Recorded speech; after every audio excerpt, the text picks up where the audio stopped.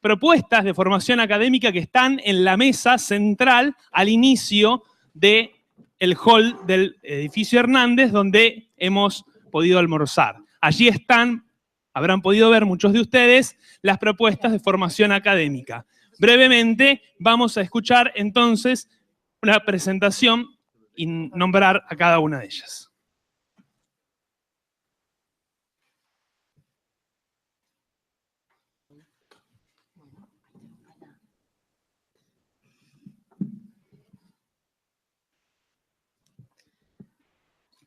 Bueno, muy buenas tardes a todos y todas.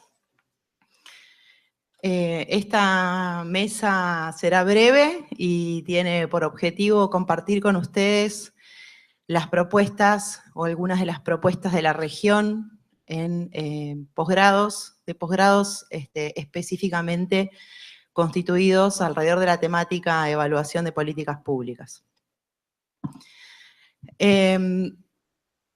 Me pide Diego que hable un poco de los desafíos y características de las propuestas y voy a ser muy breve porque, digamos, hay dos posibilidades, o desarrollar en términos teóricos, metodológicos, de contexto, de desafíos dentro del campo del ejercicio de la profesión, y eso sería imposible, y sobre todo va a ser muy interesante que los compañeros y colegas que van a presentar y hablar específicamente de las propuestas lo hagan al presentar las ofertas que representan.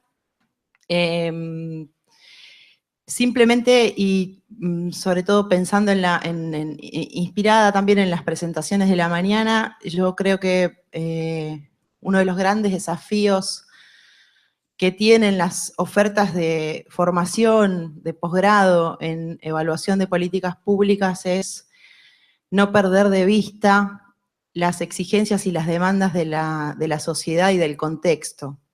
No perder de vista las discusiones de las cuales somos partes respecto del rol del Estado en nuestros contextos. No perder de vista las complejidades que implica la relación entre la sociedad y las administraciones públicas. Un momento histórico en el cual la complejidad de las políticas, la diversidad de los problemas que el Estado aborda y las desigualdades en los distintos contextos de los cuales nosotros provenimos y de los cuales formamos parte son tan agudos, ¿no? Yo pensaba hoy, somos parte de una generación en la cual nuestros abuelos y abuelas, y lo vemos en las políticas vinculadas con ese sector, tienen casi nula vinculación con las nuevas tecnologías y coincidimos y cohabitamos en el mismo momento histórico con nuestros hijos que mientras juegan un juego de consola online, hacen las tareas de la escuela compartiendo con sus amigos que están en otros lugares. Entonces, esta distancia entre la vorágine de los cambios en términos de lo que implica y cómo interpelan las nuevas tecnologías a la población y cómo el Estado muchas veces va tantos cientos de kilómetros detrás de esas formas de interpelar a la sociedad, junto con la diversidad de problemas que abordamos, donde es el mismo Estado el que se tiene que hacer cargo de esos niños, niñas que habitan barrios pobres de nuestras ciudades y que seguramente durante su infancia no conocerán la ciudad más cercana, aunque esté a 30, 40, 50 kilómetros, pasa en Florencio Varela, pasa en Santiago del Estero, seguramente en los demás países de América Latina, junto con la regulación del derecho de las personas y las mascotas a viajar en la cabina del avión, ¿no? O sea, ni porque esté mal tampoco este último ejemplo, pero digo, la diversidad de los problemas que abordamos y las dificultades que tenemos como Estado para poder responder a la satisfacción o a las problemáticas sociales, como bien planteaba Nerio a la mañana, con una evaluación fundada y con el desafío de fortalecerse desde la perspectiva de los derechos, del ejercicio de los derechos. Ese marco lo compartimos y creo que uno de los grandes desafíos de estas propuestas es precisamente ese. No es una actividad tecnocrática, no tiene que serlo. Por supuesto, hay decenas de discusiones respecto de las metodologías, respecto de la relación con la planificación, respecto de tantas cosas que no voy a nombrar por una cuestión de tiempo, pero principalmente creo que el gran desafío que tienen es el de formar parte y no esquivarle al debate de cómo el Estado se ve en estos contextos sociales y cómo el Estado y cómo nosotros como trabajadores del Estado hacemos nuestro aporte a planificar, implementar y evaluar políticas públicas que respondan a las necesidades de la población, sobre todo aquellas más urgentes que nos duelen y a las cuales somos sensibles. Así que quería decir eso, yo creo que una de las cuestiones sobre las cuales la evaluación y en los últimos años esto se ha visto, se concentra y debe concentrarse es en la participación, o sea, la evaluación sin participación y sin el mapa de actores involucrado, presente y protagonista en los procesos de valoración de las políticas públicas, no se puede concebir, es así, o sea, evaluación y participación van de la mano, y también como planteaban a la mañana, sin perdernos, y eso se ve en los programas de formación, y eso es un desafío que nosotros constantemente con Diego, con UNLA y en UNAG tenemos, concentrándonos en poder socializar, comunicar y socializar aquellos resultados sociales que las políticas públicas y las intervenciones del Estado logran o no logran. Ese creo que es el mayor desafío, ¿no? El poder proponer a nuestros estudiantes reflexionar sobre las estrategias necesarias y las competencias necesarias para que la evaluación se nutra de estos debates y de estos desafíos. Así que, dicho esto, voy a presentar a mis colegas. Bueno, en primer lugar, vamos a darle la palabra a Diego Pereira, con quien compartimos la implementación de la especialización en evaluación de políticas públicas en la Universidad Nacional de Lanús, en esta casa, y la Universidad Nacional Arturo Jauretche. Bueno, la especialización que coordinamos con Paula tiene una duración de 1 año y medio a través del cursado de materias teórico-prácticas y talleres de integración. Está orientada a formar gestores en política pública y especialistas en evaluación para la mejora de las mismas, y se basa especialmente en el énfasis del diseño, la gestión y la comunicación de las políticas públicas. Voy a ser breve para dar lugar a los colegas, pero en la mesa pueden compartir información sobre los docentes, los talleres, los cursos, y lo importante es que estamos abriendo la segunda cohorte de estudiantes, que las clases empiezan la semana que viene, así tienen tiempo todavía para hacer la prescripción y la inscripción formal aquí en la universidad. Bueno, gracias. Alfredo Romero es el secretario académico de la Maestría en Evaluación de Políticas Públicas de la Universidad Nacional de Entre Ríos. Buenas tardes. Me pidieron también que sea breve, así que tengo hoy el orgullo, digo orgullo porque estoy en representación de un equipo de trabajo que durante 2 años, desde 2013 al 2015, trabajó en lo que es esta propuesta que hoy muy someramente voy a presentar. Quiero hacer hincapié sobre todo en el plan de estudio, cómo se pensó, y en algunos aspectos operativos.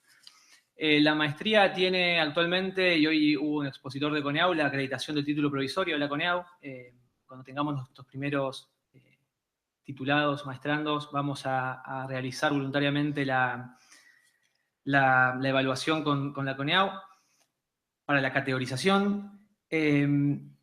Está destinada principalmente a técnicos, gestores, administradores de organismos públicos en las 3 dimensiones, ya sea nacional, provincial o municipal, organizaciones de la sociedad civil e investigadores y docentes de carreras afines que tengan el interés por iniciar este camino vinculado a la evaluación.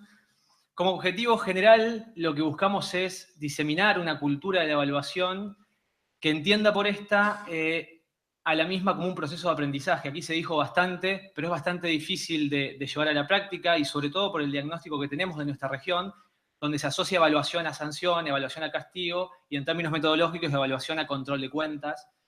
Y nuestra idea es fomentar en los maestrandos un espíritu crítico, un espíritu persuasivo, teniendo en cuenta esta doble dimensión que Nerio comentaba en la apertura, de que el evaluador tiene un rol político, ¿sí? Nosotros, si bien respetamos las distintas perspectivas teóricas y epistemológicas que se discuten en el campo de la disciplina actualmente, y tenemos un programa muy actualizado en esos debates, no dejamos de reconocer la importancia de enmarcar a la evaluación como un proceso político. En ese sentido, y comentando brevemente, tenemos un plan de estudio que tiene 5 módulos, y solo voy a hacer hincapié en 2, que son los que más carga horaria tiene. La maestría tiene un total de 580 horas presenciales, tiene una duración de 2 años, y se cursa viernes y sábado cada 15 días. Esto un poco para poder contar con personas que tengan exigencia laboral alta, elevada. Y en cuanto al programa, como les decía, los 2 módulos centrales son módulo de políticas públicas, que tiene 150 horas y 4 seminarios, y el módulo de evaluación, que tiene 170 horas y 4 seminarios. No voy a hacer hincapié en los seminarios ahora puntualmente, son 14 en total, pero sí resaltar que cuando se diseñó el plan, que se contó con la asesoría de la doctora Sonia Ospina y de la red INPAE para hacer la propuesta y la formulación que se elevó a CONEAU, se pensó en un diagnóstico muy situado en la región y se hizo un estudio muy preciso de cuáles eran también las falencias que el sector público tiene para con, en este caso, la formulación y evaluación de políticas. Y lo que encontramos es que había una distancia muy grande en la imposibilidad de comenzar los procesos de evaluación por ausencia de planificaciones, por ausencia de diseños, por ausencia de momentos para la formulación de las políticas. Entonces, en ese sentido, lo que buscamos es que nuestros profesionales salgan con una doble visión, muy orientada a lo que es la formulación de políticas, a reconocerlas como un problema complejo, insisto, con debates metodológicos muy extensos, pero pensando esta doble vinculación de planificación y evaluación como parte de un proceso virtuoso que tiene que retroalimentarse, ¿sí? Esa es un poco la idea muy general del programa, y para finalizar, decir simplemente que en líneas generales las clases son presenciales, no tenemos todavía modalidad virtual, pero estamos trabajando para poder ofrecerla en un tiempo no muy largo, y decirles que la primer corte ya ha culminado, que este año arrancamos nuestra segunda corte, tenemos 35 maestrandos, pero recibimos la postulación de más de 65, hubo una selección y también por después algunos abandonos, quedó una matrícula de 35 maestrandos aspirantes a evaluadores de políticas públicas, que la verdad nos enorgullece y muestra un salto significativo de lo que fue la primera corte. Tenemos un aumento en la matriculación. Así que muchas gracias por la invitación, y la verdad celebrar este tipo de espacios de intercambio que creo que son muy saludables y necesarios, ¿sí? Bueno, gracias. Y entonces pasamos la palabra al Alcides Guzzi, que está en representación de la Maestría Profesional en Evaluación de Políticas Públicas de la Universidad Federal de Ceará. Buenas tardes. Eu vou falar em portunhol, creio que alcança rapidamente, Diego. Quero agradecer a Paulo e Diego pela oportunidade de comunicar sobre o mestrado em avaliação de políticas públicas que desenvolvemos na Universidade Federal do Ceará, no norte de Brasil, desde 2004. Então, estamos na 9ª turma de formação, mestrado, uma maestria em 2 anos, de avaliação de políticas públicas, que tem um doble caráter multidisciplinar desde siempre e profissional, porque tem como alunos gestores públicos. Agora temos um mestrado acadêmico também, e um bacharelado, uma licenciatura em gestão de políticas públicas, em todo, associado a um departamento em uma universidade, que se chama Departamento de Estudos Interdisciplinares. O MAP, mestrado em Avaliação de Políticas Públicas, tem professores, um corpo docente de formação de várias áreas disciplinares. Temos já 171 dissertações já completadas, estão no site para que conheçam, né? E um núcleo de pesquisa, um núcleo de investigação que nos apoia. Em verdade, há uma perspectiva para a elaboração da formação sobre avaliação em 3 níveis epistemológicos de avaliação. A primeira ideia é que a dissertação seja um produto para indicar, né, construção de indicadores substantivos de uma política.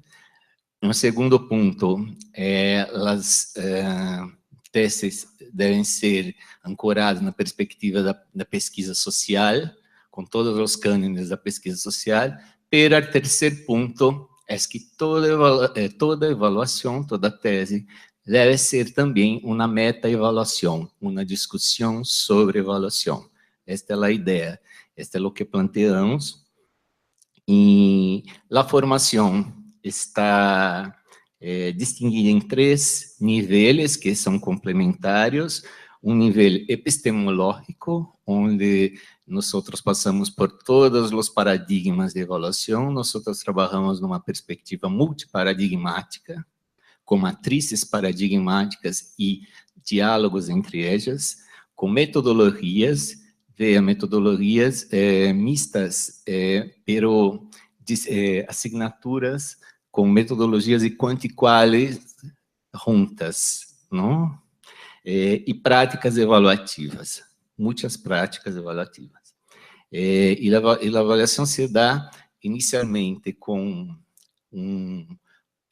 assinaturas muito associadas a conceitos, né? São pré-requisitos, conceito de Estado, de política pública, de democracia, de participação, que é pré-requisito anterior para que os alunos empiecem a ser os dibujos avaliativos, não? E após uma perspectiva mais epistemológica, metodológica e prática, complementares, temos seminários de teses e dissertação, né? E o produto final é a tese, que é muito interessante porque são generalmente gestores públicos que implementam a política e vão evaluar a política. Então, temos todo um trabalho também metodológico para pensar como podem cambiar durante o curso sua própria percepção da política a partir de metodologias bastante densas e complexas que ellos podem acionar no curso. Eu não he trazido material, afortunadamente,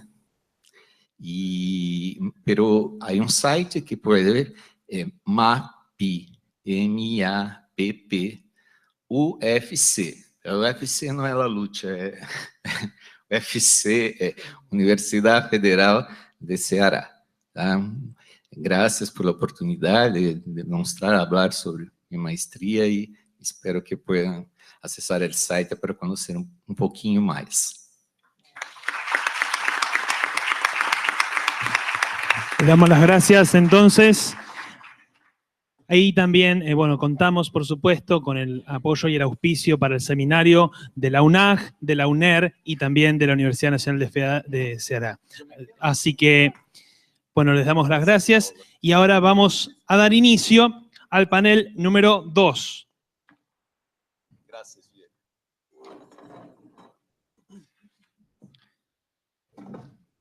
El panel número 2 se titula Evaluación desde América Latina, debates conceptuales y metodológicos. En este panel, los expositores plantearán los desafíos que emergen a partir del crecimiento y desarrollo profesional y académico en torno a la función evaluación en América Latina.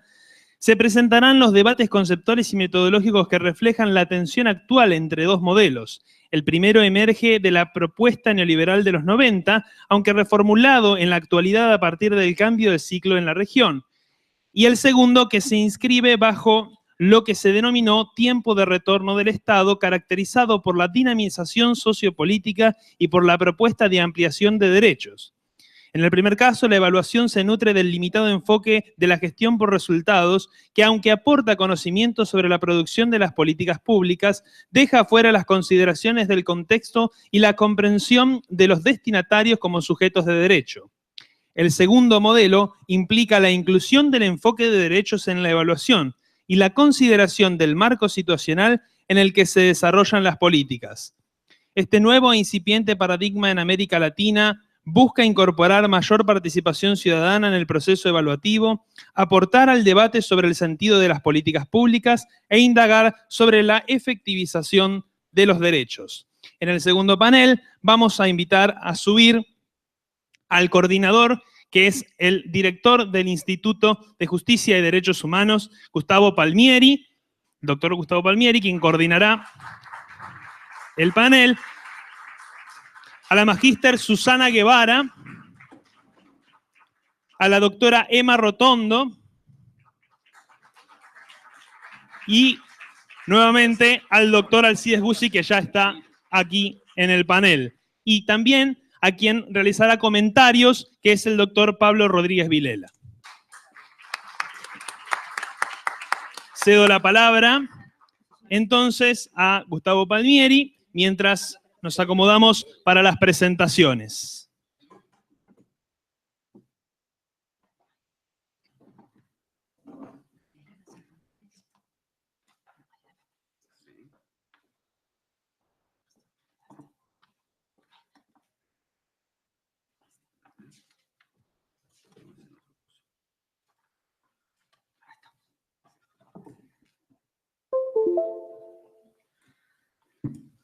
Si querés, yo lo paso con, puedes usar el control remoto como guste. Bueno, ¿qué tal? Buenas tardes. Muchas gracias por la posibilidad de coordinar este panel. Voy a ser muy breve. Me parece muy interesante la cuestión de esta presentación de lo que es la evaluación de políticas públicas en América Latina, y en particular cuando uno ve los debates conceptuales que se tienen en esa línea. Mi trabajo ha sido, y ahora también continúa siendo, las cuestiones en particular en derechos humanos, y creo que eso es una característica particular de la región, al mismo tiempo como las cuestiones que tienen que ver con su desigualdad, y los desafíos que eso plantea en términos conceptuales para la evaluación de políticas públicas. De hecho, la región tiene todo un trabajo de tratados, a diferencia de otras regiones, por ejemplo, en el tema de derechos económicos y sociales. Además de los tratados que sí son internacionales, hay protocolos adicionales, como el protocolo de San Salvador, y uno de los desafíos fundamentales para la región, planteando políticas sociales desde la perspectiva de derechos, es cuáles son los indicadores de evaluación, y los países, a diferencia de otras regiones, tienen que presentar indicadores de evaluación de esas políticas desde perspectivas de derechos. Seguramente los ponentes van a ir planteando cuáles son otros debates. Yo, antes de pasarle la palabra a Susana y presentarla con más detalle, quería contar una anécdota en esto de lo que es la evaluación, que tiene que ver con estos debates técnicos y conceptuales. Uno de mis primeros trabajos en temas de derechos humanos tuvo que ver con algo que es propiamente un problema grave de violación de derechos humanos en Argentina, pero también en la región, que tiene que ver con la violencia policial. Y de hecho hoy, en uno de los temas fundamentales que tiene que ver con la desaparición de Santiago Maldonado, tiene que ver con la continuación de esta problemática. En ese momento, estudiando estos trabajos, veía que en otros países de la región, las policías, hablábamos de un tema particular que tenía que ver con violencia policial y ejecuciones extrajudiciales, para medir su letalidad, su nivel de letalidad en el accionar, medían no solo la cantidad de funcionarios y las circunstancias en que los policías morían, sino los civiles que mataban en esos enfrentamientos. Aun cuando esas muertes fueran en defensa propia y pudieran estar justificadas, preocupaba la cantidad de los sospechosos o no y las circunstancias en que esos sospechosos, terceros no involucrados con el hecho, morían. Yo veía eso en las estadísticas norteamericanas, veía las estadísticas inglesas sobre eso y cómo se hacían los informes, qué pasaba, y se nos ocurrió plantearle eso en ese momento a un funcionario de alto rango de la Policía Federal. Y le mostraba los hechos y decía, mire, que ellos no lo hacían, pero por ahí podíamos hacer esa estadística anual para ver cómo daba. Y me dice, no, yo le puedo entregar los policías que murieron y los policías lesionados. No, digo, yo necesito también los otros temas para ver qué pasó. Me dice, no, porque nosotros contamos nuestros muertos. Ustedes, los de los derechos humanos, cuentan los suyos. Me parece que tiene que ver con esto de plantear cómo en las cuestiones de la medición también hay un debate político profundo de qué es lo que se mide, qué es lo que se muestra, qué es lo que se evalúa. Yo creo que hoy, y de hecho las estadísticas son diferentes, así como mostré o señalé otras continuidades, me parece que eso es parte de los desafíos que tiene la evaluación en la región. Le paso la palabra entonces a nuestra primera presentadora del panel, primer palestrante, ya que tenemos un compañero también de Brasil, que es Susana Guevara, es socióloga con estudios en demografía y maestría en gerencia social, tiene 10 años de docencia en la Diplomatura de Monitoreo y Evaluación Presencial de la Pontificia Universidad Católica del Perú. También ha desempeñado un papel de liderazgo junto a instituciones gubernamentales y no gubernamentales y agencias de cooperación internacional, y cuenta con experiencia en el desarrollo de metodologías cuantitativas y cualitativas, certificadas también por el Grand Management Solutions, para brindar asistencia técnica en monitoreo y evaluación a proyectos de alcance mundial en temas de salud. Ha trabajado en el monitoreo y evaluación de países en América Central y América del Sur, y actualmente es la vicecoordinadora de la Red de Seguimiento, Evaluación y Sistematización de América Latina y el Caribe, la RELAC. Así que, Susana, y hemos quedado con 15 minutos para cada presentador, yo les voy a ir avisando. ¿Preferís hacerlo así? Acá. No, acá está, mira. Sí. Bueno. Eso, bien. Buenas tardes. Bueno, voy a pasar en la presentación un poco las primeras partes un poco rápido, porque en la mañana en las diferentes presentaciones han hablado mucho del contexto en el cual nacen los sistemas de monitoreo y evaluación en América Latina, y solamente voy a dar 2 o 3 ideas porque ya han sido muy claros. Primero, ¿y por qué es importante conocer este proceso de institucionalización de los sistemas de monitoreo y evaluación? Porque las evaluaciones se insertan en estos sistemas. Y acá solamente 3 ideas de que los sistemas de monitoreo y evaluación son casi recientes en nuestros países, casi desde los años 90 comienzan a institucionalizarse y estuvieron asociados a contextos de reforma del Estado y estuvieron orientados hacia medir la eficiencia de las políticas públicas. También hay otro dato de contexto que hay que tenerlo en cuenta, de que muchos de los sistemas de monitoreo y evaluación nacen por el apoyo y la asistencia técnica de la cooperación internacional. Y sin duda esto va a llevar también al diseño de ciertas características que ya lo mencionaban temprano, de cierta homogeneidad en los sistemas, no por algo son muy parecidos, tienen objetivos parecidos, metodologías parecidas y también resultados parecidos. Entonces allí solamente para mostrarle que experiencias en evaluación, ya no solamente de sistemas, sino en evaluación, en la América Latina nacen casi en los 70, ligadas a proyectos apoyados por cooperación internacional y luego comienzan a institucionalizarse a través de sistemas de monitoreo y evaluación. Los sistemas de monitoreo y evaluación actualmente están muy consolidados en algunos países. Hay 2 países que muestran una inclusión en la constitución política, que es Colombia y Costa Rica, donde tienen algunos artículos en los cuales señalan la necesidad de la evaluación de las políticas públicas, y esto es un mandato constitucional, lo cual le da mucho peso a la evaluación. Hay normas legales que respaldan la institucionalización de estos sistemas en otros países.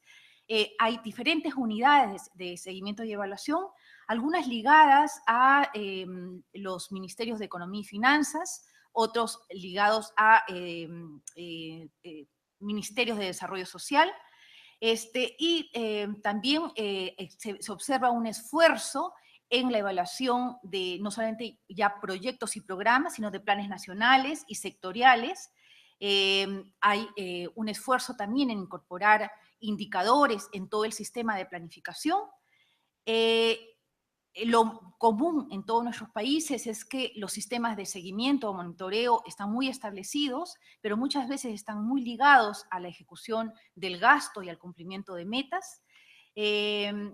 Hay un desarrollo de evaluaciones, sin duda, por ejemplo, en Chile y en Brasil hay casi 400 evaluaciones en un periodo cortos de evaluación realizadas, pero también hay brechas enormes entre los diferentes países, algunos tienen más desarrollo, otros menos desarrollo, entre los diferentes sectores. Por ejemplo, los más avanzados están desde donde nacieron los sistemas, por ejemplo, en los ministerios de Economía y Finanzas, en algunos sitios, en otras áreas, en el área social. Por ejemplo, en el Perú, el sistema de evaluación, digamos, nace en el 2007 ligado a un seguimiento del gasto público en el Ministerio de Economía y Finanzas, y luego poco a poco se van incorporando evaluaciones de diferentes tipologías, digamos.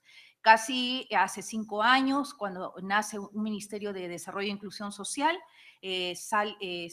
la norma de su creación incorpora el sistema de la creación de un sistema de monitoreo y evaluación de las políticas de desarrollo social.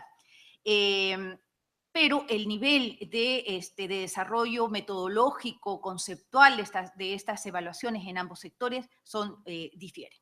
Lo que hay menos desarrollo es los sistemas de monitoreo y evaluación en los niveles subnacionales. En los departamentos, en las provincias, en los gobiernos locales, hay hasta ciertas ausencias de estos sistemas, ¿no? En México tienen un desarrollo estatal, por ejemplo, de áreas que realizan evaluación de políticas públicas, que yo creo que es uno de los avances que hay en América Latina. Las evaluaciones, como les decía, o sea, los sistemas de monitoreo y evaluación han ido pasando desde un énfasis de presupuesto público hacia otras áreas de desarrollo social, caso Chile, que empieza ligado al Ministerio de Hacienda y luego pasa al Ministerio de Desarrollo Social, o sea, comparten ambos el sistema de evaluaciones, o en el Perú, como les mencionaba, o casos como México y Colombia, donde nace la evaluación ligado a programas sociales o a políticas sociales y luego comienzan a incorporarse en otras áreas de presupuestos públicos. Esto tiene que ver también, o sea, donde se ubican los sistemas de monitoreo y evaluación, sin duda alguna muestran las tipologías de evaluación y las metodologías utilizadas, ¿no? La mayoría de las evaluaciones realizadas, por ejemplo, en algunos países como Chile, Colombia, México y Perú, están muy orientadas a las evaluaciones que tienen que ver con todo el proceso, desde el diseño de la evaluación, las líneas de base, evaluaciones de desempeño para ver cómo están los resultados que están obteniendo, evaluaciones finales y evaluaciones de impacto, ¿no? Con diferentes denominaciones, con diferentes temporalidades, pero con algunas cosas en común, que es lo que veíamos, que nos mencionaban en la mañana, y entre ellos están las metodologías. Las metodologías son las metodologías de esos 4 países, por lo menos, son metodologías similares, clásicas, donde observan diseño, que haya coherencia interna de las políticas o de los programas y de los proyectos públicos, que estén en la parte operativa, son evaluaciones de proceso para saber cómo están andando, y ahí es donde ven el gasto y está relacionado con las metas que se plantearon, y las evaluaciones de desempeño, que están más orientadas hacia la finalización de las intervenciones para conocer los resultados. Los criterios de evaluación que se analizan son los clásicos de evaluación, que son los de pertinencia, eficacia, eficiencia, sostenibilidad e impacto. Las evaluaciones de desempeño, que eso tiene que ver con la metodología, están muy centradas en la medición de indicadores. Y esto que en la mañana también nos decían, centradas mucho al control más que a una retroalimentación. Y lo que dicen los diferentes estudios que han hecho sobre los sistemas de monitoreo y evaluación es que hay muchos indicadores. Por ejemplo, en Chile se hace un seguimiento de más de 1000 indicadores, o en Colombia, una cosa por el estilo. Entonces, hay tantos indicadores, les digo, por ejemplo, en el Perú había un plan de acción por la infancia que en un inicio tenía más de 400 indicadores. Entonces, son algunos indicadores que es posible medirlos, otros que no es posible medirlos, y al final la lógica se vuelve en acumular información para construir los indicadores, pero no para analizarlos ni saber si son pertinentes o son útiles para la toma de decisiones. Otra característica y que tiene que ver acá con la asistencia técnica de ciertos organismos internacionales tiene que ver con las metodologías de evaluación de impacto. Todas las evaluaciones de impacto están muy centradas en metodologías experimentales y cuasi experimentales. Y esto significa que se diseñan con grupos de control para poder hacer comparaciones, porque el interés es no solamente ver los resultados finales que se tuvieron, sino también ver la atribuibilidad de las intervenciones en esos resultados. Sin duda alguna, me centro en esta parte metodológica para poder hablar un poco de cómo esas metodologías pueden ayudarnos o no para incorporar estos nuevos enfoques en las políticas públicas en general y en los sistemas de seguimiento y evaluación, como son el tema de derechos humanos, género e interculturalidad. Estos enfoques que tienen que ver, que dar respuesta a las necesidades, a los derechos de los grupos más marginados y excluidos, por ejemplo, mujeres, niñas, indígenas, afroamericanos. A poblaciones vulnerables, por ejemplo, niñas y adolescentes en condiciones difíciles, como por ejemplo explotación sexual, trabajo infantil, víctimas de violencia. O a poblaciones específicas, las comunidades LGTBI, personas privadas de la libertad, personas víctimas de trata de personas o víctimas de violencia. Entonces, en mi experiencia, muchas de estas metodologías muy rígidas son difíciles que permitan abordar, por ejemplo, a estos grupos específicos. Y yo siempre en la universidad cuento una experiencia que tuve hace unos años en la cual me pidieron evaluar un programa de salud, de prevención de VIH y tuberculosis en los penales de mi país. La institución que solicitaba por una cuestión administrativa, bueno, y también ética, no solamente nos pedía el consentimiento informado, sino también las grabaciones y una serie de asuntos administrativos para poder respaldar los contratos. Pero la primera sorpresa fue de que a los penales yo no puedo entrar con un lapicero, porque esos lapiceros después se convierten en armas. Entonces, lo segundo, no podía entrar con grabadoras. Lo tercero es que habiendo hecho un diseño, teniendo en cuenta el número de pabellones intervenidos, no intervenidos, etcétera, que era más o menos la metodología que habíamos planteado, en un penal del país que tiene cerca de, ahora actualmente debe tener como 20.000 personas, cuando estuvo diseñado para menos de 3.000, cuando uno entra a un pabellón y uno tiene las listas, pero comienza a seleccionar su muestra, todo el mundo levanta la mano, porque uno no tiene documento de identidad. Segundo, la vida es tan rutinaria que todo el mundo quiere salir de la rutina y no importa, pues, o sea, puedo salir a dar a responder una encuesta o a lo que sea, ¿no? Entonces, solamente para mostrarle de que hay situaciones que son difíciles y que las metodologías no pueden ser tan rígidas como para llegar a esas poblaciones. Otro aspecto, por ejemplo, era de que la necesidad, por ejemplo, de que los hacedores de las políticas puedan tener en cuenta las diversidades de las poblaciones. En una evaluación del Plan Nacional de Acción por la Infancia, por ejemplo, se identificó que los grupos que no estaban considerados como objeto de política eran, por ejemplo, los adolescentes LGTBI, los niños, niñas y adolescentes afroperuanos e indígenas. Porque al tratar de tener de tener los grupos con una mirada de todos son homogéneos, se pierden estas particularidades. Entonces el reto allí está por ejemplo, en desafíos metodológicos. ¿Qué metodologías y qué instrumentos son los adecuados para llegar y poder escuchar la voz de las personas que son objeto de las políticas, ¿no? Y para que se vuelvan sujetos de las políticas.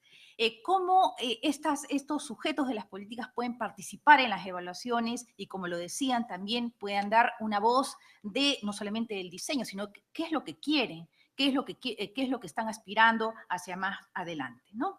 También tiene que ver con disponer información desagregada por ciertas variables que permitan hacer la comprensión. Y acá solamente hacer una referencia de que esto que parece tan obvio, no es tan obvio para las instituciones que generan políticas. Con este nuevo enfoque de políticas basadas en evidencias, se ha llevado a que haya una necesidad de generar evidencias, pero evidencia dura. Y la evidencia cualitativa, por ejemplo, porque ese enfoque está un poco basado en la medicina basada en evidencias, la calificación de las evidencias, por ejemplo, cualitativa, está con una calificación D, o sea, de estudios de caso, que no son de A a D, prácticamente son no son consideradas, pues, o sea, y tienen razón, no son generalizables, etcétera, ¿no?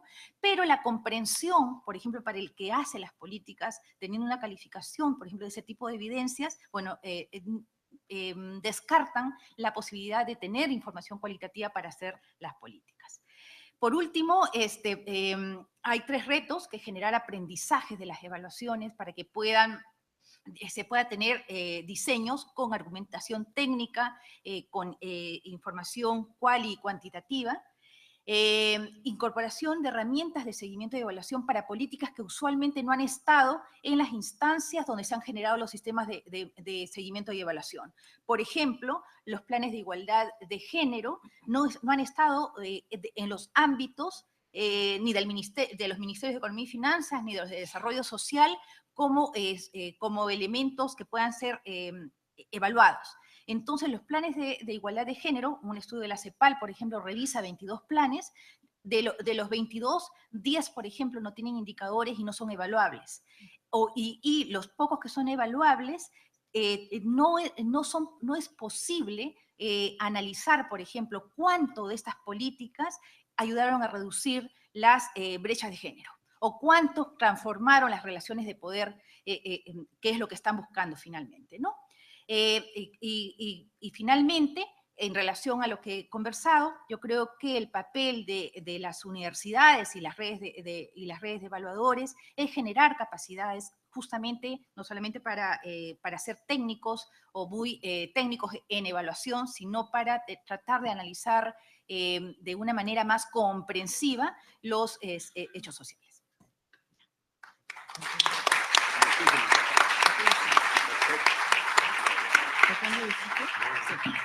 ¿Quieren cambiar? Si no pongo acá, ¿sí? ¿Prefieren así? Bueno. Antes de pasarle la palabra a la segunda panelista, Emma Rotondo, quería recordarles que en sus carpetas tienen, por si hacer preguntas hacia el final de las presentaciones o comentarios, unos papelitos que ya pueden hacernos llegar en la medida en que quieren, ¿no? Porque con eso van a responder las preguntas los panelistas hacia el final, que tenemos un tiempo reservado para eso. Bueno, Emma Rotondo es licenciada en Antropología Social y también es consejera logoterapeuta y es evaluadora de programas de desarrollo, con experiencia en metodologías participativas y métodos mixtos en 16 países. Como especialista en monitoreo, evaluación y sistematización, ha asesorado a más de 30 programas en distintos países, 15 países de la región, y es miembro fundador de la red que ya hemos mencionado, la RELAC, y también de la red de evaluación peruana, EvalPerú. Además, es exdirectora del Programa para el Fortalecimiento de la Capacidad Regional en Seguimiento y Evaluación de Proyectos PREVAL. Emma, tus 15 minutos. No. La presentación. En el escritorio. Ninguna de estas tres. Son la luz.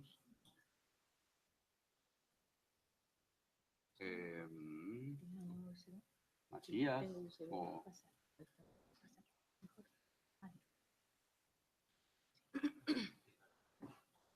Acá no, me dijeron que estaba en el escritorio, pero no No es alguna de las que están en el escritorio. Si no, lo ponemos en el USB. Sí, lo ponemos en el USB. Acá no. No. Ah, bueno. Sí, lo tengo. Para esta. Sí, saca este. ¿Estás hablando de alguien más? Y no, me parece que esperamos. ¿No está? Podemos cantar algo. ¿No? Acá Rotonda. Ahí está, acá está, Emma. La tenemos, la hemos encontrado. ¿Esta? Mira. ¿Y la otra? Vamos a buscar si está aquí. Digamos que están Alcides y la presentación no, porque la otra es un comentario. El comentario no tiene nada. ¿Listo? Ya está, gracias, disculpa.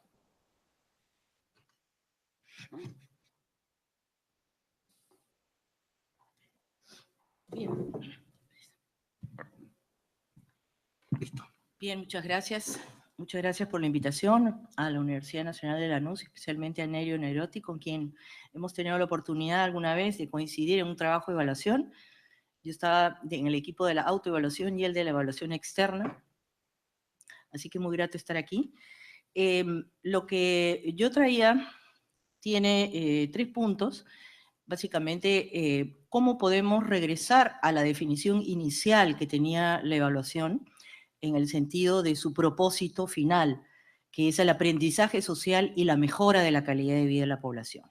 Y creo que ese concepto se ha ido perdiendo porque se ha dado paso más al tema de rendición de cuentas, de control, de medición, de información, más que al tema del aprendizaje social y de cómo una sociedad puede, a partir de los programas que son un laboratorio, como se ha señalado hoy en la mañana, puede la evaluación contribuir a la mejora de esa calidad de vida. Todavía prevalece en la cultura evaluativa incipiente que tenemos en América Latina, entonces otros conceptos que no son los originarios de esta transdisciplina, creada en Norteamérica en los años 50 y prácticamente en América Latina con mayor fuerza a partir del 2005 en adelante, desde los acuerdos de París de desarrollar capacidades nacionales a través de los cuales los gobiernos se interesaron, porque, bueno, de alguna manera había una exigibilidad de diferente tipo, fundamentalmente externa, para poder contar con oficinas de evaluación, con planes y programas. Y ciertamente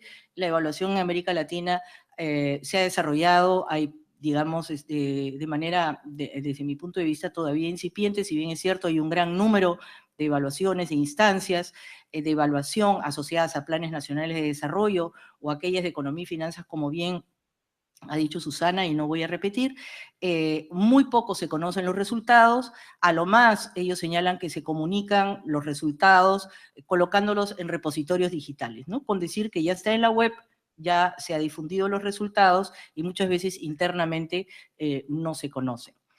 Hay una función de evaluación que también a mí me parece muy importante, que es la de evaluación interna, es decir, aquella función de acompañamiento a través de ciclos de proyectos o a través de programas, planes y políticas para poder mejorar en el camino, digamos, las intervenciones. Ese tipo de evaluador interno casi es inexistente en las políticas públicas. A lo más hay un responsable de monitoreo de evaluación que moviliza información y números para consejos de ministros, para cuando el ministro tiene que dar algún discurso en el Congreso, etcétera. Pero la reflexión sobre la efectividad de las acciones realizadas por un sector o grupo de sectores o proyectos y programas es casi inexistente. Lo que traigo aquí en esta exposición es la idea de cómo es que se puede involucrar a la sociedad civil en la evaluación de políticas públicas. Creemos de que, si bien es cierto, la evaluación también se ha desarrollado en el sector privado y en el sector, digamos, de organismos no gubernamentales, en la sociedad civil, hay una cantidad de experiencias muy significativas, pero que se han ido perdiendo. Se han ido perdiendo de alguna manera ante la ausencia, digamos, de la cooperación, que es muy fuerte en los últimos 10 años, por lo menos, y se está perdiendo un poco la memoria de aquellas experiencias que son sumamente exitosas en relación a la articulación de sociedad civil y Estado en materia de evaluación. Y aquí voy a pasar rápidamente la exposición para mostrar algunas de estas experiencias, algunas de las cuales he participado y en otras que he tenido conocimiento. De cómo se puede fomentar el aprendizaje social desde la evaluación y desde la articulación sociedad civil y Estado. En Paraguay, por ejemplo, en el año 2011 al 2013, hubo un programa de formación, de desarrollo de capacidades en evaluación que fomentó el Ministerio de Hacienda y el Gabinete Social. Este programa, del cual yo fui aquí, digamos, la directora académica, formó capacidades tanto en evaluadores de la sociedad civil como del Estado y se realizaron 11 evaluaciones. Entonces, a la vez que se desarrollaban los cursos, digamos, de formación en metodologías, en enfoques, en la ética de evaluación, se trabajaba en mesas conjuntas Estado-sociedad civil para elegir qué evaluaciones se tendrían que desarrollar. Entonces se realizaron negociaciones con algunos sectores que aceptaron ser evaluados, no todos quieren ser evaluados. Inmediatamente el administrador, digamos el directivo, siente que puede correr en riesgo su estabilidad, entonces hubo que realizar un trabajo de incidencia para explicarles de qué manera podía servir a su gestión el realizar una evaluación. Entonces se identificaron y se concursó, digamos, de unos 20 proyectos o 20 programas y proyectos públicos. Se hizo un concurso y ganaron 11 y se trabajó Estado, sociedad civil con grupos de, digamos, de la sociedad civil que evaluaban al Estado. Terminó, el proceso duró 2 años y medio, desde, digamos, desde el dar el curso hasta realizar las evaluaciones, y significó un cambio muy grande de mirada dentro del Estado, de qué manera ellos tenían que ajustar sus diseños, sus servicios, y además de los programas y proyectos a partir de las recomendaciones. Creo que este es un ejemplo que ha quedado con el cambio de gobierno también enterrado de alguna manera, pero las capacidades quedaron, porque ahora hay un mayor diálogo, se formó una red profesional de evaluación en ese contexto y que en ese momento articula gente del Estado y de la sociedad civil y que se conocen y dialogan y que esperamos que continúen, digamos, ese trabajo iniciado, ¿no? Hay otra experiencia que también me parece muy interesante de aprendizaje social desde la evaluación, que es la autoevaluación basada en gobiernos locales y sus ciudadanos, que es el CLAR en el Perú. Aquí hay una foto que puede ilustrar claramente cómo funcionaba el CLAR. Esta es una zona altoandina, en Arequipa, a través del cual el Ministerio de Finanzas apoyaba con dinero público a grupos de ciudadanos para el desarrollo de emprendimientos, ¿sí? Y ellos a su vez tenían que hacer monitoreo y evaluación con una facilitación externa de los proyectos que ellos emprendían y en plazas públicas mostrar los resultados. Entonces tenían el acompañamiento del gobierno local y tenían evaluadores, digamos, internos y externos que facilitaban estos procesos y la población que participaba, digamos, en dar cuenta y a la vez en los aprendizajes que tenían en relación a los proyectos financiados, ¿no? Esta es una experiencia que nos parece también interesante a mostrar de las posibilidades que tiene la articulación de la sociedad civil con el Estado para poder trabajar evaluación en la mejora de la calidad de vida de la población directamente. También está la experiencia de la formación de núcleos de evaluación en gobiernos locales de Sinergia, que en Colombia, Sinergia que también es un espacio público, que ha favorecido la elaboración de planes locales de evaluación articulados con los municipios, donde la población participa. Ahí no he tenido una participación directa, pero sí nos parece importante que cómo desde una instancia nacional de evaluación de políticas públicas fomenta la participación y la reflexión crítica de la población alrededor de programas y servicios locales. Eso es en Colombia. Otro ejemplo que también me parece muy importante es uno reciente que evalué en 9 países de 38 organismos no gubernamentales que trabajan con población en contextos de crisis, de violencias. Con algunos de ustedes he conversado, por ejemplo, con niños que retornan digamos, los retornados y los desplazados por la guerra en Colombia, o aquellos que migran sin acompañamiento en Centroamérica, o aquellos que están vinculados al pandillaje en Centroamérica también, o aquellos que están en las fronteras como México y Guatemala. Son ONGs que trabajan situaciones de crisis y de violencia muy fuerte, y que ellos aplicaron una guía de monitoreo de efectos. El monitoreo de efectos implicaba que la población estableciera sus propias metas respecto a sus cambios. Es decir, que no venían estas ONGs con un marco lógico rígido de aquellos indicadores que tienen que cumplir para rendir cuentas a quienes les financiaba, sino que venían con el mandato justamente de aquellos que les financiaba, de poder escuchar a las personas respecto a los cambios y perspectivas que ellos desean realizar en sus vidas en el marco del proyecto, ¿no? Han transcurrido 4 años desde que comenzaron y realmente los cambios son muy significativos, muy potentes y han implicado posteriormente que esos cambios puedan ser comunicados en espacios locales, por ejemplo, en comunidades, con las autoridades locales, alrededor de los problemas que afectan a este tipo de poblaciones en situación de crisis. Entonces, la aplicación del tema de monitoreo de efectos, el monitoreo de resultados, buscando escuchar a la propia población de aquellos cambios que ellos desean realizar, ha sido, digamos, muy potente para acelerar el cambio antes que venir con una oferta de soluciones a través de los cuales ni eran culturalmente pertinentes ni promovían, digamos, el empoderamiento de las personas que, digamos, involucradas, ¿no? Entonces, creo que es una buena práctica de aprendizaje social desde la evaluación y desde el monitoreo y evaluación. Otro ejemplo también que considero importante de cómo se puede trabajar evaluación, digamos, involucrando sociedad civil y Estado, es una experiencia que también tuve la oportunidad de evaluar, que era de diálogo social entre gremios sindicales, gremios empresariales y Ministerio de Trabajo en el Perú, alrededor de temas que, por cierto, no eran temas de fondo como salarios, sino temas que ellos consideraban que eran manejables y que no eran, digamos, difíciles de que los gremios empresariales pudieran negarse, como los temas de género o los temas relativos a empleo juvenil. Entonces se trabajó con ellos, digamos, las evaluaciones que se habían realizado en el medio alrededor del tema de empleo juvenil y temas de violencia, de temas de género, para poder incorporarlos en la agenda de un diálogo tripartito de cambios alrededor, dentro de los mismos gremios empresariales, dentro de los mismos gremios sindicales y también en el Ministerio de Trabajo, y salieron una serie de acciones y de medidas específicas muy interesantes, ¿no? Por cierto. Entonces, cómo desde esos espacios se puede usar las evaluaciones para el cambio y para un aprendizaje social, ¿no?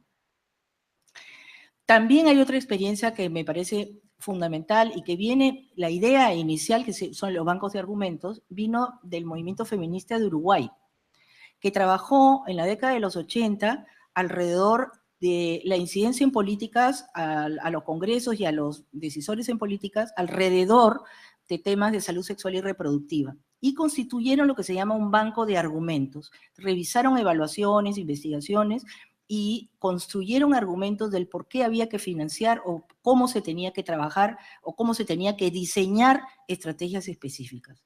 Este mismo modelo fue llevado a un proyecto que se llama Alianza Cambio Andino, en el que participé, en el cual durante 4 años se construyó evidencia de cómo se podía aplicar metodologías participativas para la innovación y cómo se podía hacer incidencia en los sistemas de innovación agrícola de 4 países andinos. Entonces, a partir de la evaluación, se construyeron argumentos para que los que toman decisiones, que no van a leer, no leen, digamos, los que toman decisiones no leen.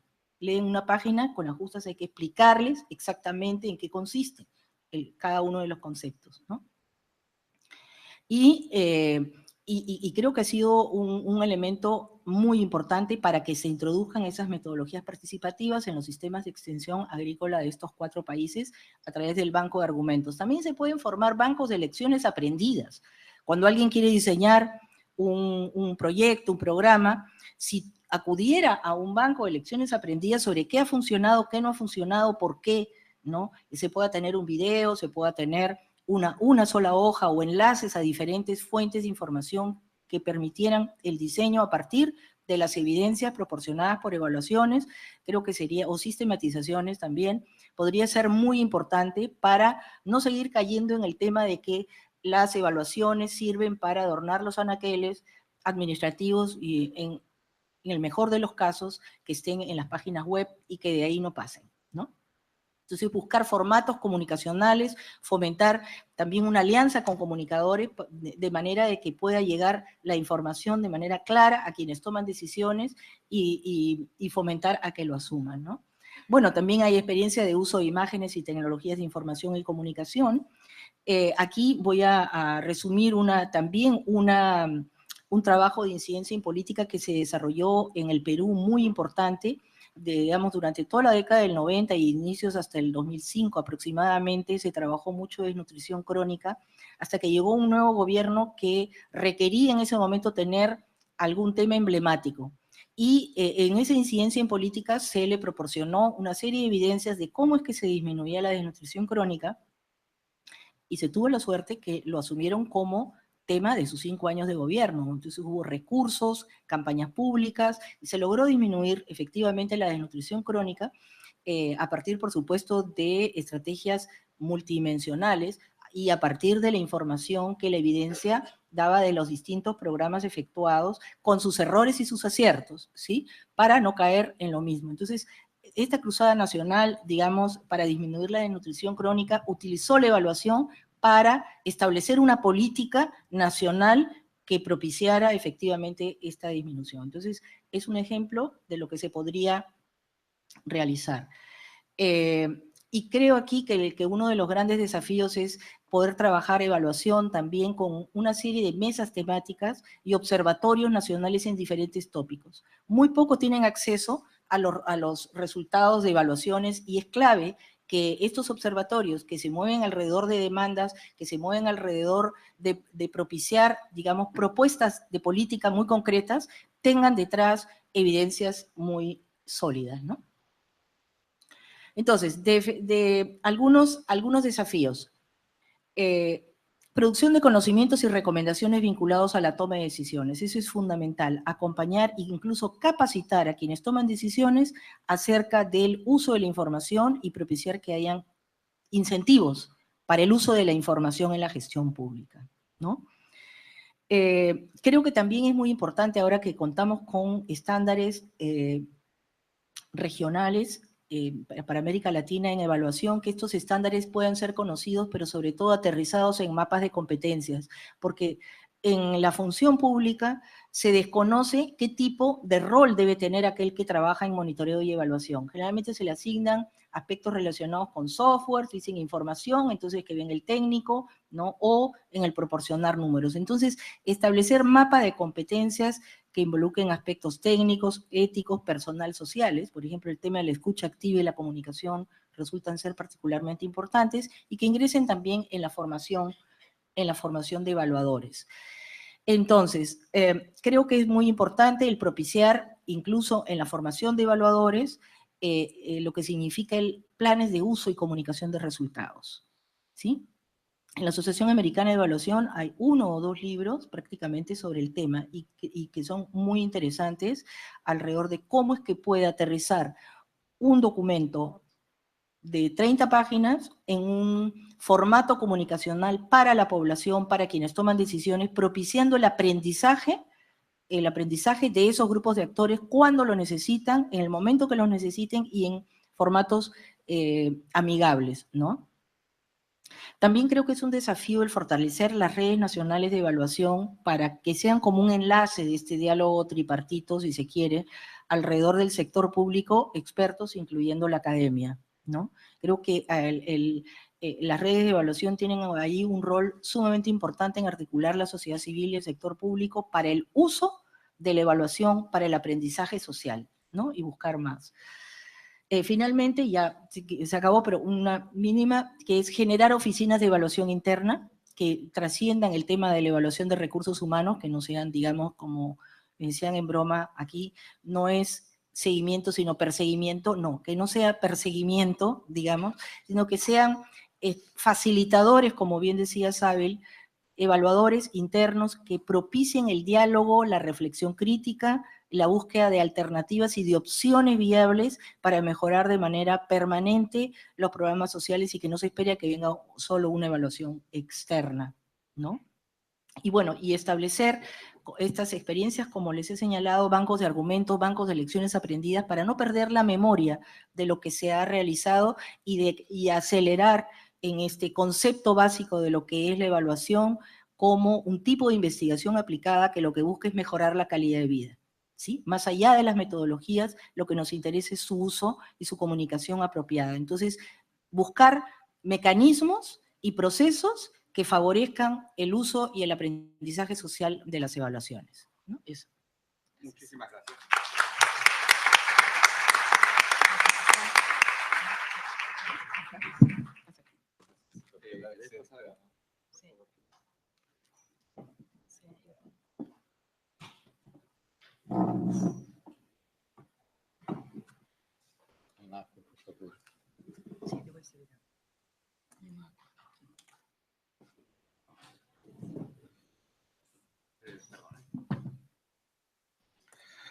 Bueno, nuestro tercer panelista es Alcides Guzzi.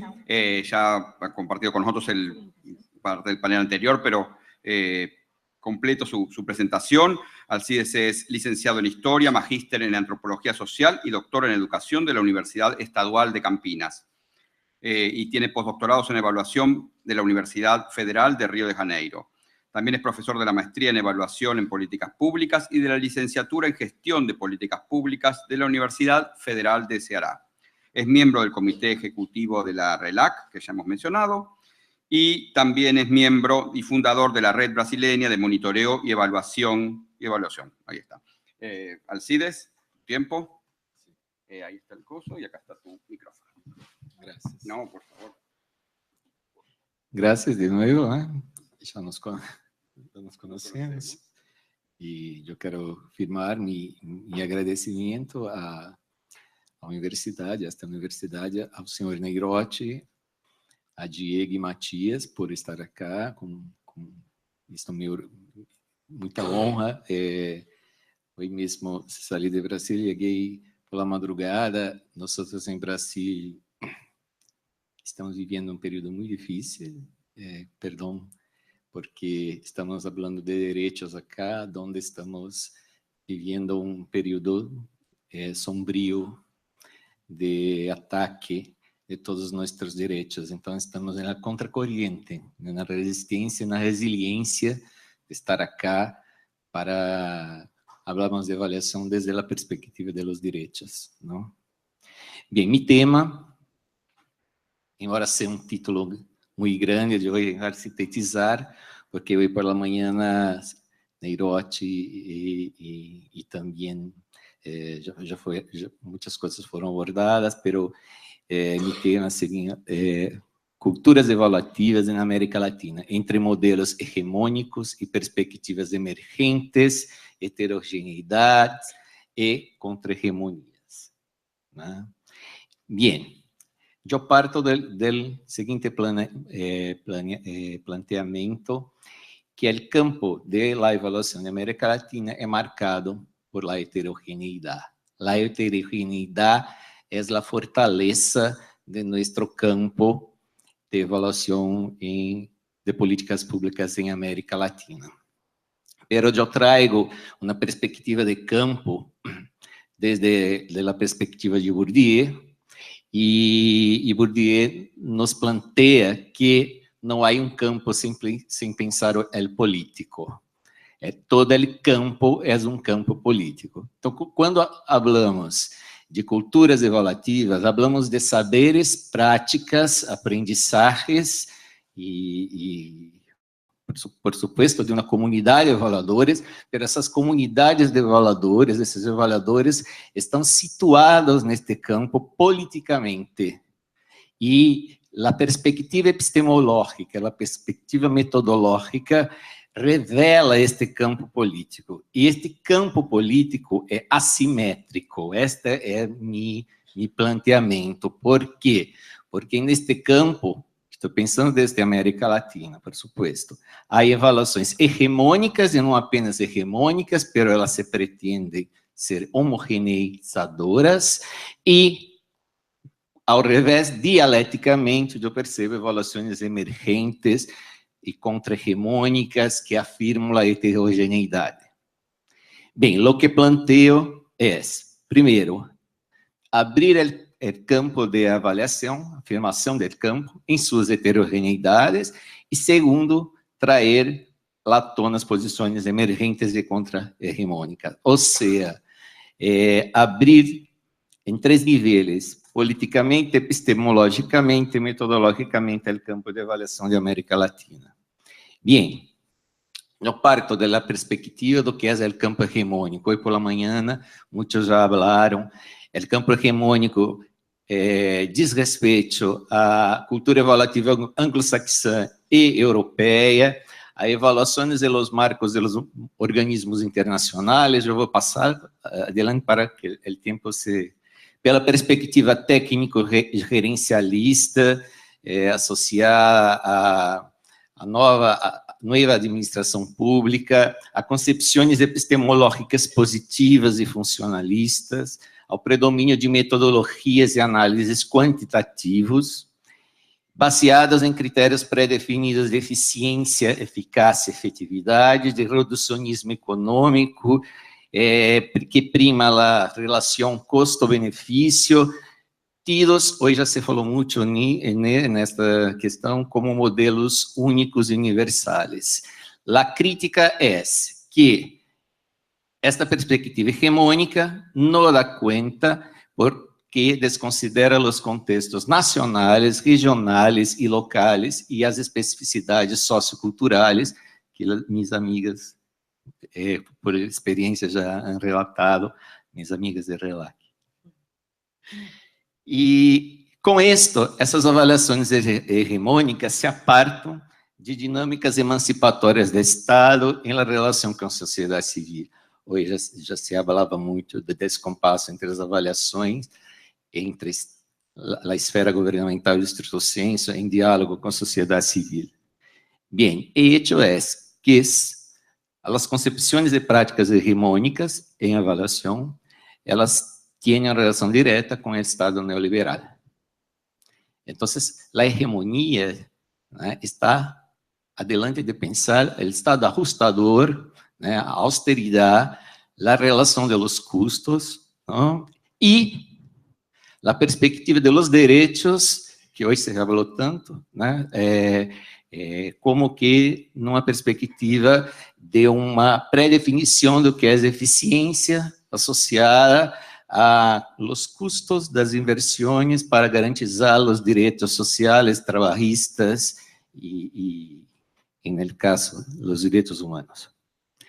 Pero, a perspectiva do campo que a minha mirada é que o Estado, contraditoriamente, sobre as políticas públicas, tem uma dialética entre a dialética regulatória neoliberal e a dialética de emancipação. Então, aqui já falado muitas vezes.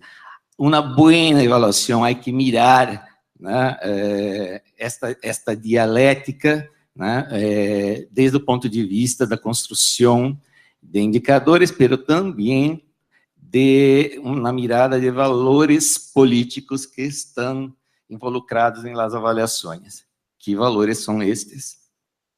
Bem, para desenvolver um pouquinho mais meu planteamento, eu penso que a afirmação dessas culturas evaluativas, elas devem ser pensadas em 4 dimensões: territorial, institucional, política e epistemológica, que eu quero abordar mais aqui, porque é o tema da mesa, enfim.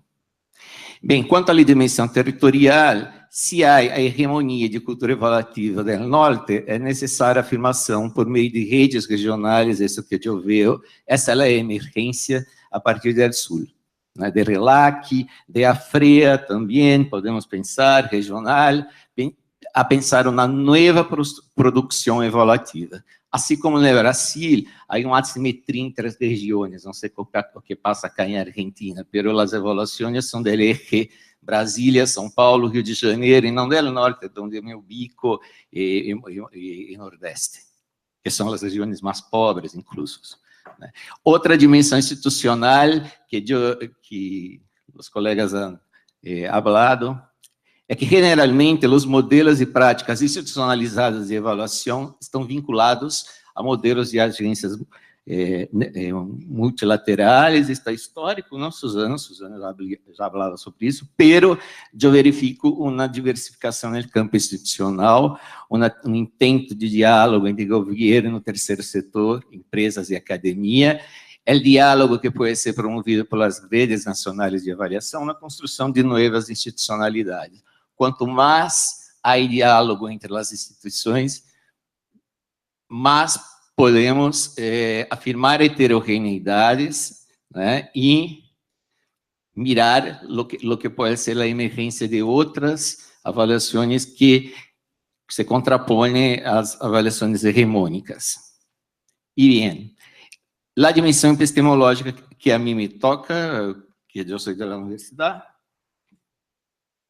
se o paradigma positivista e a abordagem técnico-gerencial são hegemônicos, eu vejo a emergência de paradigmas hermenêuticos e compreensivos de avaliações que ampliam a participação da sociedade civil, que saem da perspectiva da racionalidade estrito sensu das políticas públicas para buscar outras racionalidades e outros atores envolvidos nas políticas, uma búsqueda de diversidades metodológicas de análises quanti e qualitativas, não é só a coleta, mas também as análises qualitativas são distintas das análises quantitativas, numa afirmação cada vez maior do caráter multidisciplinar e interdisciplinar do campo de avaliação, dentro de uma perspectiva de avaliação que pueda ser a mirada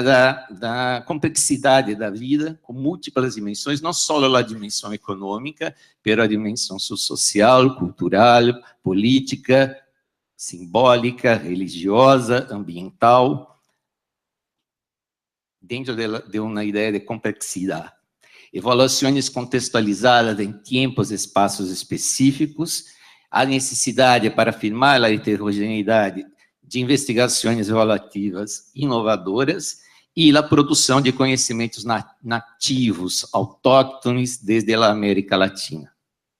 Então, minha mirada no campo é pouco esta mirada. Se nós queremos, em América Latina, afirmar uma avaliação desde a América Latina, é necessário que nós ubicamos neste campo de avaliação, onde há, como se pensar aqui, uma rede, há campo central, né? Há uma centralidade do campo da perspectiva hegemônica, mas a perspectiva emergente, que é periférica, não?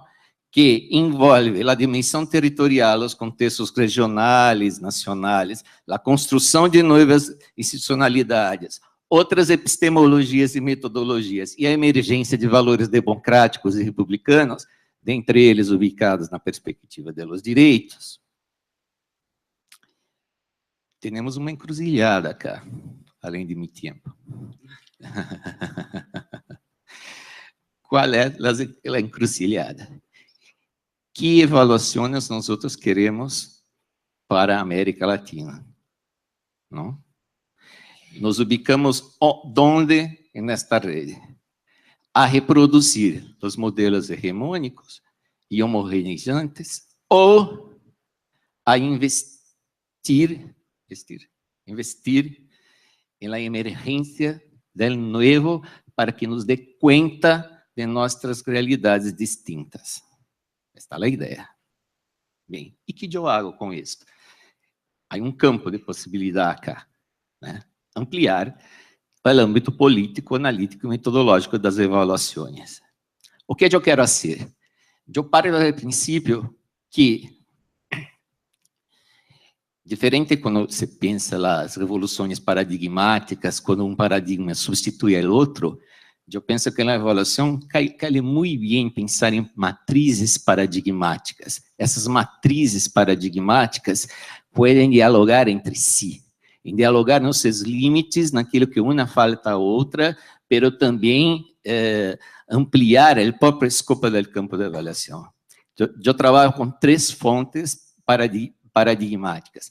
Uma avaliação positivista, que é a hegemônica da medição, uma avaliação construtivista, que é a construção de metas nas narrativas dos atores, pero hoje em dia eu estou tentando investigar mais a ideia da avaliação pós-construtivista baseada em experiência. Hoje pela manhã já ha dito, a ideia é, por meio da filosofia pragmática, sair a campo, como Emma, isso, para ser uma descrição densa das pessoas, das instituições e pessoas pelas quais as políticas percorrem. E El Evaluador, eu uso um autor muito interessante que se chama Raul Lejano, que trabalha desde a perspectiva da filosofia pragmática, da antropologia pós-moderna de Clifford Geertz. O evaluador deve fazer uma descrição densa, e também de Paulo Freire, um processo de aprendizagem, Paulo Freire, da Pedagogia de Brasil, avaliar é experienciar a política. Lejano diz algo muito interessante. Ao invés do avaliador mirar desde a praia, ele que vai nadar com os peixes. Isto implica um câmbio epistemológico, veja, não é simplesmente metodológico, não é aplicar metodologias qualitativas de trabalho de campo, não, é uma mirada hacia uma outra racionalidade das políticas, que não é a racionalidade do avaliador e nem do gestor. É entender outras racionalidades, outras avaliações que as pessoas fazem sobre as políticas e fazer um diálogo entre elas, para garantizar a complexidade, é o que chamamos uma abordagem antropológica de avaliação de políticas públicas, a complexidade, as diferenças, como você falou aí pela manhã, Silvia, né? É um mosaico, não? E não é uma relação de causalidade, né? É de contingência. Então, a ideia é que isso pueda dar conta, né, em diálogo com outras epistemologias, dar conta da heterogeneidade. Isto que nós em Brasília, agora um pouquinho para falar um pouco mais, né, do mestrado, estamos chamando de avaliação e profundidade, que nós insistimos com nossos alunos. Não é um novo paradigma, não te preocupes, Neirote, né? É uma perspectiva de análise a partir de avaliações que têm eixos analíticos para profundizar, tornar mais densa, complexa, multidimensional a perspectiva de avaliação.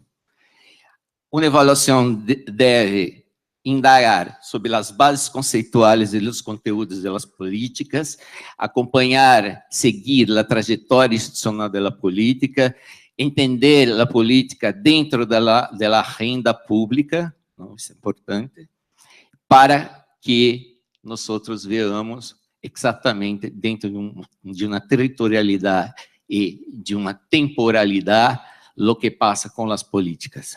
Eu digo a meus alunos da maestria, nós não estamos aqui para fazer avaliações de políticas públicas. Nós estamos aqui para fazer avaliações de políticas públicas desde e em Ceará. Este é distinto, porque temos que, por meio da avaliação, garantizar uma análise das políticas, mas uma análise da realidade socioeconômica e cultural de Ceará, que tem índices de IDH e IDH baixíssimos de desigualdade e pobreza, sobre os quais os indicadores têm que falar, as avaliações têm que indicar e problematizar. Então, esse planteamento é para tentar apropriar-se dos contextos que estão distintos. Eu hablo de la periferia para o centro. Eu construo minha proposição desde a periferia, não desde o centro. A modo de conclusão. Bem, o que propongo é uma afirmação da heterogeneidade, representação, saberes e práticas emergentes e contra-hegemônicas de avaliação, que leva em conta as diversidades nas dimensões que eu he falado, com uma renda possível. Primeiro, a busca da horizontalização e integração entre culturas evaluativas anglo-saxões e latino-americanas. Nós sabemos que a cultura evaluativa e a produção que vem do norte é, às vezes, reproduzida sem nenhuma problematização acá. a búsqueda de simetria no campo e das regiões dos países, a construção de novas institucionalidades com pluralidade de participação de vários atores, a afirmação do reconhecimento de metodologias e epistemologias de avaliação inovadoras. Não é só o reconhecimento de que há inúmeras metodologias, não, é reconhecer politicamente o que essas metodologias e essas epistemologias podem fazer para buscar outro modelo de sociedade, que falávamos agora, e avaliação como exercício de emancipação política cidadã. Para isto, eu penso em 3 pontos que eu quero tirar como consideração. Primeiro, reconhecer, de novo, a heterogeneidade, contrapor a hegemonia e essas perspectivas para ser a afirmação de uma perspectiva de avaliação para os direitos que han falado hoje. Então, muito obrigado. Essa que ele planteava é uma renda que está em construção, né? Para pensar desde a América Latina, que os invito a discutir agora com Pablo e nossos amigos e a todas. Muito obrigado, em verdade.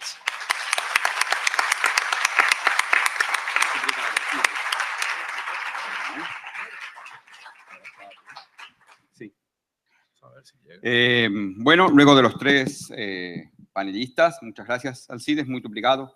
Le paso la palabra a Pablo Rodríguez Vilela, que va a comentar estas 3 presentaciones.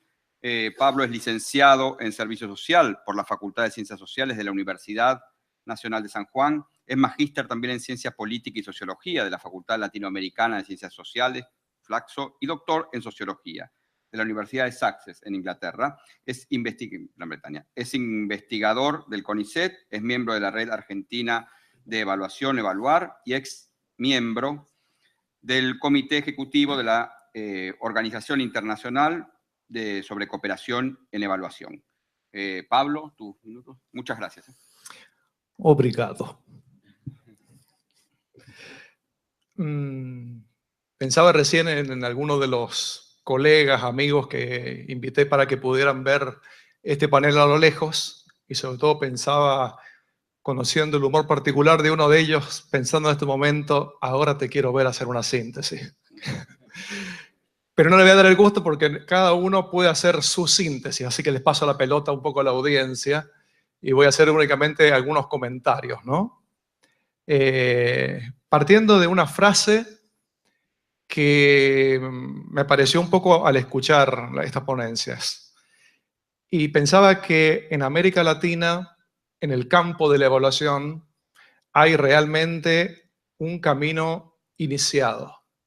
Hay realmente un camino transitado. Y al mismo tiempo, queda mucho por andar. Se ha hecho mucho y queda mucho por hacer todavía. Incluso cuando uno tiene la posibilidad de tener algunas perspectivas comparativas con otras regiones, regiones del sur, ve que se mira a América Latina con cierta admiración, respeto, curiosidad, ¿no? Y muchas cosas que han aparecido acá tienen que ver con eso. También pensaba en aquellos de ustedes que están involucrados en las experiencias de formación en evaluación, ya sea como docentes o ya sea como alumnos. La cantidad de temas que se han presentado en el panel sería para armar una especialización, ¿no? O sea, ha sido una tormenta de ideas, ¿no? Una gran cantidad de tópicos, muchos de ellos muy relevantes, muchos de ellos ampliamente discutidos. Entonces yo, sin ánimo de síntesis, sino con ánimo de hacer algún comentario que por ahí toque algunas puntas de lo presentado acá, y partiendo un poco de la idea del panel, ¿no? Desafíos a partir del desarrollo del campo de la evaluación en América Latina. Como Matías leyó inicialmente, nos presentaban esta tensión entre dos modelos, un modelo neoliberal y un modelo en el cual es el tiempo de retorno del Estado, con un énfasis en el enfoque de derechos. El modelo neoliberal muy cercano a la perspectiva de gestión basada en resultados, y como una pregunta, ¿no? ¿Existe un paradigma nuevo, al menos incipiente, en América Latina, con participación ciudadana?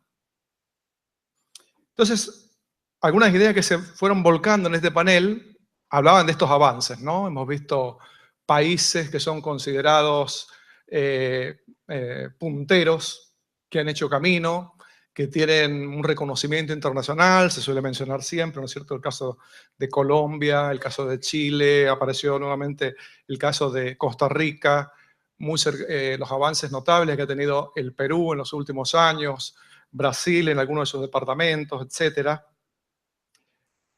Con los componentes de trabajo sobre mayoritariamente metodologías clásicas, ¿no? Una fuerte presencia de estas metodologías clásicas, la presencia de los criterios de evaluación de la OCDE, los cuales curiosamente comienzan a ser cuestionados más recientemente en instancias de alto nivel, en instancias más cercanas a la sociedad civil, más cercanas al trabajo de las ONG, las fundaciones, los think tanks. Hace tiempo se viene pensando cómo superar, ir más allá de esos criterios. Más recientemente, la Oficina de Evaluación del Banco Mundial ha dicho, no es hora de que pensemos esos criterios, eficiencia, efectividad, sustentabilidad, relevancia. ¿Qué nos están diciendo hoy? No hay que leerlos con nuevos ojos, no hay que mirarlos de nueva manera. Bueno, de alguna manera también en América Latina eso se viene preguntando, ¿no? Este cuestionamiento a las metodologías, a los enfoques. Se presentó esta idea de la presencia de algunos países que han hecho camino, que han hecho punta, y como falencia, como desafío, ¿qué pasa en los estados subnacionales, ¿no? Aparece haber un notable desarrollo inferior, más primitivo, que va a la saga, en el cual cuesta visualizar qué se está haciendo. En tal sentido, el CLIAR, de quien escuchamos esta mañana una presentación, ha estado haciendo esfuerzos por apoyar. Lo que sí me parece encontrar que hay como un componente notable es que estas metodologías clásicas, estos enfoques clásicos, se les empieza a notar que no alcanzan, ¿no? No alcanzan para evaluar poblaciones vulnerables, proyectos de trabajo con poblaciones vulnerables, no alcanzan para dar cuenta de un apropiado enfoque de derechos, tienen dificultades para incorporar la perspectiva de género, una mirada de los derechos humanos. Aún así, en un sentido común, sobre todo vinculado a los aparatos del Estado, por más que en ambientes más académicos se dice que no, uno siente que la bala de plata sigue siendo la evaluación experimental, ¿no? Y todo lo demás como que va por detrás, y que bueno, ya que no podemos hacer evaluación experimental, haremos la que se pueda, ¿no? Pero es como el anhelo de no hacer lo que quisiéramos hacer. Pero me parece que muchas cosas que han ido apareciendo en esta presentación, a veces explícitamente y a veces no tanto, han traído a colación el concepto de complejidad, ¿no? El concepto de complejidad, como una mirada, como un enfoque, como una perspectiva que nos empieza a decir, bueno, este acercamiento de las metodologías clásicas parece que ser pertinente en determinados aspectos. Era un poco la pregunta de esta mañana, ¿no? Lo relevante, lo importante es estar atento a las preguntas y no anteponer el método a la pregunta, no anteponer el caballo a la carretela, ¿no? O sea, pensar para la pregunta pertinente cuál es el enfoque, la metodología, la perspectiva, la mirada más pertinente. En ese sentido, me parece que los acercamientos más clásicos o tradicionales, como se los nombró acá, han colocado en un lugar demasiado alto el tema de la medición por sí misma. Y siempre que aparece este tema, tiendo a pensar en la frase que yo creo correctamente atribuida a Albert Einstein, que decía, sabemos tantas cosas pero entendemos tan pocas, ¿no? We know so much, we understand so little. Entonces, esa ansia por que aquello que no podemos medir, no podemos conocerlo. Tendría a equipararlo, ¿no? Entonces, hay una serie de enfoques, de perspectivas que se han nombrado, que se han traído a colación, que de alguna manera en ese camino iniciado y transitado se quiere construir como memoria, y quiere decir, no, hay formas de avanzar hacia una comprensión de esos fenómenos, de esas intervenciones sociales. Hay formas de evaluar que no necesariamente se van a equiparar con medir. La evaluación contempla en muchas de sus facetas, en muchos de sus acercamientos, el componente de medición, pero lo supera. No tienen que ser considerados como sinónimos. Evaluar va mucho más allá que una medición. Con el riesgo que cuando nos quedamos muy atados a esa perspectiva de medición, tendemos a medir lo que ya conocemos. O sea, es sencillo medir aquello que ya conocemos. Y aquello que no conocemos, aquello que es emergente, aquello que es no previsto, aquello que es inesperado, aquello que decía Albert Hirschman, que son los resultados no planificados de la intervención, los resultados inesperados, que a veces pueden venir para el lado de la intervención y sus objetivos, o a veces pueden ir para otro lado, ¿no?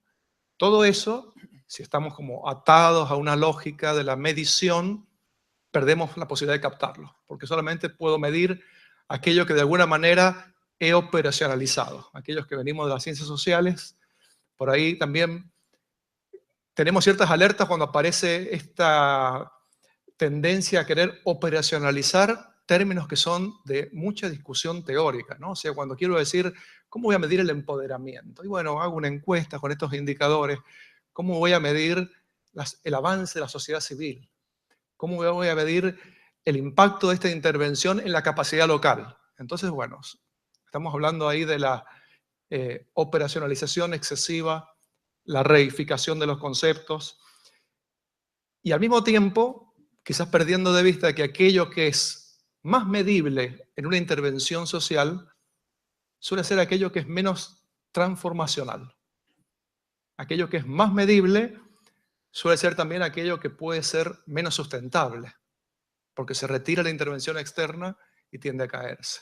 Porque generalmente los procesos que se desarrollan en este marco de complejidad necesitan otros tiempos que las evaluaciones requeridas, apuradas por el tema de la medición, pueden estar perdiendo de vista, ¿no? Mientras más transformacional sea la intervención, el fenómeno que queremos conocer, aquello que queremos evaluar, más atención tendremos que prestar a lo emergente, a lo inesperado, a lo no planificado, a lo que no entró en nuestro marco lógico inicial, se escapó, apareció de repente, nadie lo preveía. Y vamos a tener que pensar también mucho más en el sentido de una lógica de contribución y no tanto de atribución. ¿En qué medida esta intervención está contribuyendo a un cambio versus quiero saber exactamente cuánto puedo atribuir al impacto de este programa en esta población que ha logrado mi programa, ¿no? Entonces son como lógicas, miradas, que me parece que tenemos que avanzar a pensarlos de manera complementaria, no caer nuevamente en guerras paradigmáticas, sino pensar en alguna instancia de paradigma superador y que englobe estas miradas, pensando que todo proceso evaluativo va a tener valores particulares, modelos mentales, determinada visión del mundo, lo cual, y nos trae de nuevo algo que se viene repitiendo desde la mañana, nos hace caracterizar a el esfuerzo evaluador como una intervención claramente política. Claramente política. O sea que si nos quedamos en una mirada eminentemente técnica, los evaluadores de lo que es la evaluación, nos convertimos más en parte del problema que en parte de la solución.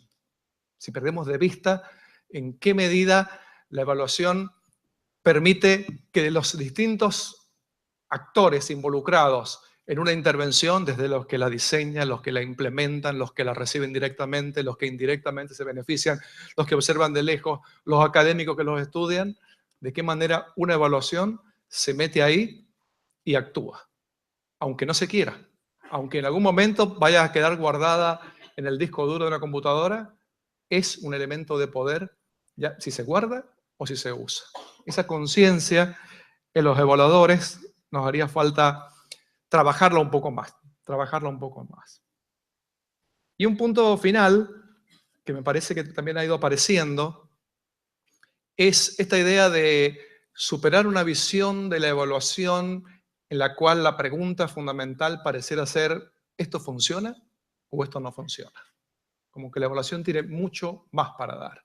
No es pensar si un programa funciona o no funciona, si ha sido un éxito o ha sido un fracaso, total o parcial, sino preguntarse por qué una política determinada tuvo resultados positivos, tuvo resultados negativos y en qué contextos. Como que el tema del contexto apareció repetidas veces en esta mesa y es algo que, vinculado a cuestiones más técnicas que hablarían, por un lado, de la validez externa, bueno, tiene que ver con eso. ¿En qué medida lo que puedo estar encontrando en este contexto por esta intervención me va a servir para pensar en otro contexto distinto y diferente? Se mencionaron algunos acercamientos metodológicos. Yo creo que pensar alrededor de ir más allá del qué funciona y qué no funciona, sino pensar el por qué funciona, desentrañar los mecanismos por los cuales una intervención funciona en determinados contextos, nos acerca a un enfoque amplio en el cual seguramente algunos aspectos de lo que Alcides nombró al último podrían inscribirse, que sería la evaluación basada en teoría, ¿no? La evaluación basada en teoría. No es grandes conceptos de grandes teóricos, sino es indagar en esa evaluación que va a estar interesada en conocer los supuestos de la intervención. A partir de conocer los supuestos de la intervención que tienen los distintos actores involucrados, procura ver en este contexto cómo funcionó esa evaluación. Yo creo que es un campo muy fértil para incluir muchas de las discusiones y los temas que han ido apareciendo. La evaluación podría también moverse en este mismo tono que venimos presentando desde un profesionalismo técnico hacia un profesionalismo democrático, que reconozca los aportes en valores, en modelos mentales, en inteligencia emocional, que también la misma evaluación puede estar presentando. La evaluación como acto político tiene esa capacidad de ser una intervención en sí misma, con efectos que son inescapables e inevitables en las relaciones de poder entre las partes interesadas. Y creo que en un próximo seminario, en el cual podamos seguir pensando en evaluación y toma de decisiones, diálogos entre políticos y académicos para fortalecer la democracia, cuando sigamos madurando el campo de la evaluación, quizás en el diálogo mismo aparezca esto que Emma dijo varias veces, rescatar la memoria y la presencia de la sociedad civil, ¿no? Quizás también entre los políticos y los académicos, un actor ineludible en la acción de la evaluación, pero quizás todavía un poco en la penumbra, es la sociedad civil. Su interés por el campo de la evaluación, no solamente en aquellos que nos interesan más las redes de evaluación y todo ese campo, sino aquellos que desde la sociedad civil quizás hoy se preguntan de qué se trata esto de la evaluación y qué hay más allá del control, la vigilancia y la rendición de cuentas. Hay un camino iniciado, transitado, queda mucho por andar. Gracias.